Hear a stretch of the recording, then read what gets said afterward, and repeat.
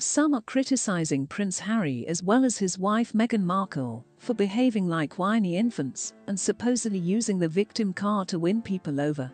The Duke of Sussex apparently sought to win people's sympathy and devotion in his most recent chat with Dr. Gabor by describing himself as a person from a damaged family. Prince Harry is recklessly entering the mental health discussion without knowing the facts or the potentially disastrous consequences of his statements. It is quite reckless of him to talk about using narcotics that are prohibited in this nation, while extolling the virtues of marijuana and other hallucinogens like ayoasca. Harry obviously doesn't comprehend the severe harm that these narcotics may do to their users, harm that I very frequently saw on the wards of mental health hospitals. Harry also made an appearance during the discussion and made a subtle jab at King Charles III, while reiterating his promise to not subject his children to suffering. The husband of Meghan Markle said, "I definitely have felt throughout my life, especially in my earlier years, when I felt a little bit different from the rest of my family. Being in this container made me feel uncomfortable, and since Princess Diana, my mother, experienced the same thing, it makes sense to me." The alienated son of King Charles credited his wife with bringing him back to life, claiming that she was an outstanding human being and helped drag him out of his reality of being trapped in this one.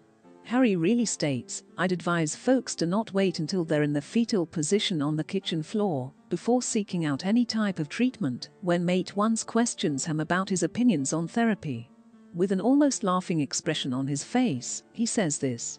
"We all know how much Meghan enjoys describing how she has collapsed to the floor in agony, and the kitchen appears to be her preferred setting. Fans of the royal family couldn't help but wonder whether this is a dig at his wife."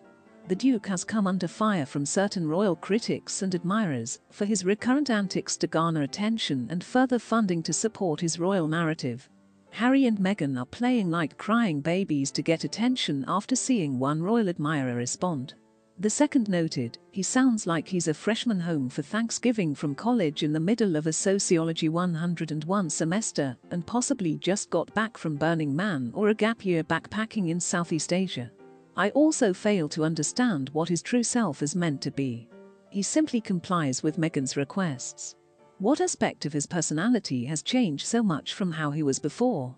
Now that Meghan wants it, he simply despises the royal family and talks about it in a furious and nasty manner. There aren't any other genuine self-expression or activities that I can perceive.